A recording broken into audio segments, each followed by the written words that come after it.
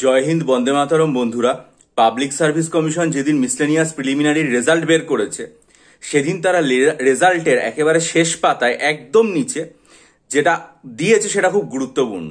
সেটা হচ্ছে scanned images of the OMR sheets of the appeared candidate and marks obtained by the candidate will be uploaded in due course.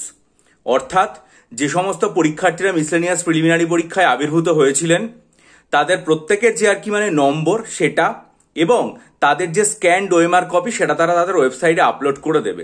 খুবই ভালো কথা। আগে একটা সময় ছিল যখন আমরা পরীক্ষার্থীরা মিসলেনিয়াস বলছি, ডব্লিউবিসিএস, ক্লার্কশিপ, মিসলেনিয়াস কোনো পরীক্ষারই কে কত নম্বর পেলাম সেটা জানতে পারতাম না। ঠিক আছে, পরবর্তীকালে একটা ব্যাপার তৈরি হয়েছিল, সেটা হচ্ছে যে প্রত্যেক পরীক্ষার্থী তাদের ব্যক্তিগত যে নম্বর সেটা ওয়েবসাইটে গিয়ে জানতে পারবেন।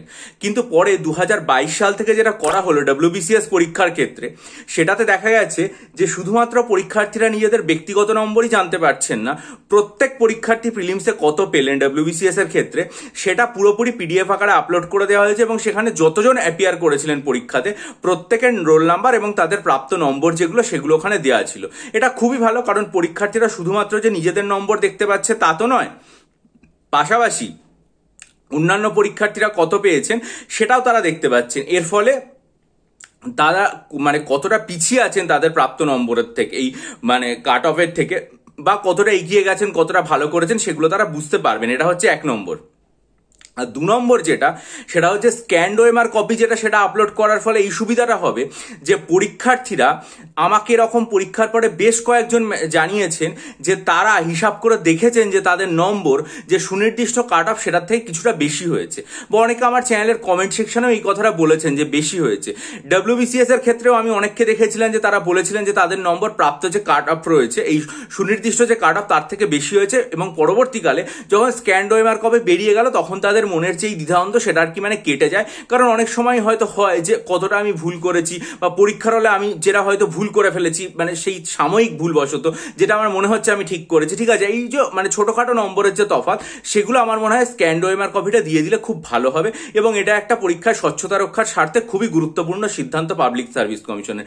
কিন্তু এখানে একটা কথা আছে, সেটা হচ্ছে পাবলিক সার্ভিস কমিশন ক্লার্কশিপ পরীক্ষা 2024 সালের নভেম্বর মাসে হওয়ার আগে 2024 নভেম্বরের একেবারে শুরুতে যেটা জানিয়েছিল যে ক্লার্কশিপ পরীক্ষা হয়ে গেলে পরীক্ষার্থীদের যে স্ক্যান্ড ওএমআর কপি সেটা তারা, প্রত্যেক পরীক্ষার্থীর যে স্ক্যান্ড ওএমআর কপি সেটা তারা ওয়েবসাইটে আপলোড করে দেবে। কারণ পরীক্ষার্থীরা তো প্রশ্নপত্র নিয়ে আসতে পারছেন না, ফলে কে কোন উত্তরটা কিভাবে দিলেন সেটা তারা জানতে পারবেন না।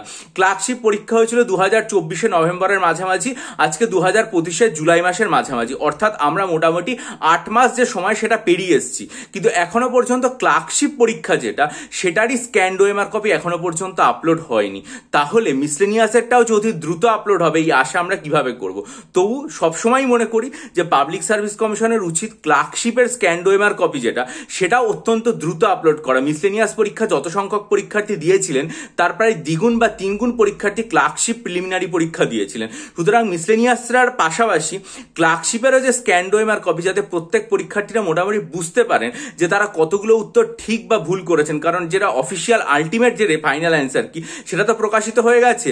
আর একই সাথে মিসলেনিয়াস পরীক্ষার এরকম একটা হাই কাট অফ মার্কস দেখার পরে পরীক্ষার্থীদের মনের মধ্যে কিন্তু এই আশঙ্কাটাও তৈরি হচ্ছে যে তাহলে ক্লার্কশিপ পরীক্ষার ক্ষেত্রে কাট অফ মার্কস কিরকম হবে, তারা কতটা পেতে পারবেন এই বিষয়টা নিয়ে। তাই 31 অগস্ট মিসলেনিয়াসের মেন পরীক্ষা আছে, তার আগে পাবলিক সার্ভিস কমিশন যদি প্রত্যেক পরীক্ষার্থীর যে মিসলেনিয়াস পরীক্ষার প্রিলিমসে প্রাপ্ত নম্বর এবং তার সাথে স্ক্যান্ড ওএমআর কপি আপলোড করে দেয় সেটা যেমন একই সাথে ভালো হবে। পাশাপাশি এটাও চাইবো যে ক্লার্কশিপ পরীক্ষার যে তারা নোটিশ আকারে বলেছিল যে স্ক্যান্ড ওএমআর কপি আপলোড করবে, সেটাও যেন অত্যন্ত দ্রুত তারা আর কি প্রত্যেক পরীক্ষার্থীর সুবিধার্থে তাদের ওয়েবসাইটে আপলোড করে দেয়। তাহলে যখন তারা এটা আপলোড করে দেবে সেটা নিশ্চয়ই আমার চ্যানেলে জানিয়ে দেবো। তার জন্য আপনারা চ্যানেলটাকে সাবস্ক্রাইব করুন, বেল আইকন প্রেস করে দিন।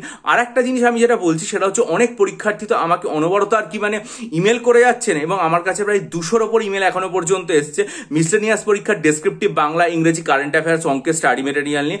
আমি এখনো পর্যন্ত 50টা মাত্র আর কি উত্তর দিতে পেরেছি। আমি চেষ্টা করছি এই উইকেন্ডের মধ্যে সবাইকেই আর কি উত্তর দিয়ে দেওয়ার। হ্যাঁ, তারপর আপনারা যোগাযোগ করবেন এবং যারা মনে করবেন ভিডিও দেখে যে আগ্রহী তারা প্রত্যেকে স্টাডি মেটেরিয়াল নেবেন। অলরেডি অনেকে নিয়ে নিয়েছেন, প্রায় 40-50 জন মতো। আশা করছি বাকিরা ভাইরা নিলে উপকৃত হবেন। শুধু একটা কথাই বলার, যে ডব্লিউবিসিএস এর যে ব্যাচগুলো আমি চালু করবো বলেছিলাম, যেহেতু মিসলেনিয়াসের বহু পরীক্ষার্থী এখন আর কি মানে যোগাযোগ করছেন বারবার করে যে তারা স্টাডি মেটেরিয়াল নিতে চান, এবং মিসলেনিয়াস পরীক্ষাটা অগস্ট মাসের মধ্যেই আর কি মানে কমপ্লিট হয়ে যাবে। আর ডব্লিউবিসিএস পরীক্ষার ফর্ম ফিল আপের প্রক্রিয়াটাই এখনো পর্যন্ত শুরু হয়নি, নোটিশই এখনো হয়নি। তাই আমার মনে হয় যে মিসলেনিয়াস পরীক্ষা যেটা, সেটা হয়ে গেলে তারপরে ডব্লিউবিসিএস পরীক্ষার সবার প্রথমে মানে সাইকোলজি অপশনালের কোর্স, এবং তারপর ডেসক্রিপটিভ বাংলা, ইংরেজি এবং প্রিলিমস মেন্সের কম্বাইন্ড যে জেনারেল স্টাডিজ কোর্স সেটা শুরু করা যাবে। এই দুঃখে মানে দেরি করার জন্য আমি আন্তরিকভাবে দুঃখিত এবং ক্ষমাপ্রার্থী। আশা করি আপনারা ব্যাপারটা বুঝবেন। চ্যানেলটা সাবস্ক্রাইব করুন, বেল আইকন প্রেস করুন। ভালো থাকুন, বিজয়ী হন, সফল হন। ভিডিওটা লাইক করে বন্ধুদের মাঝে ছড়িয়ে দিন, আপনাদের মূল্যবান মতামত দেবেন। ভালো থাকবেন।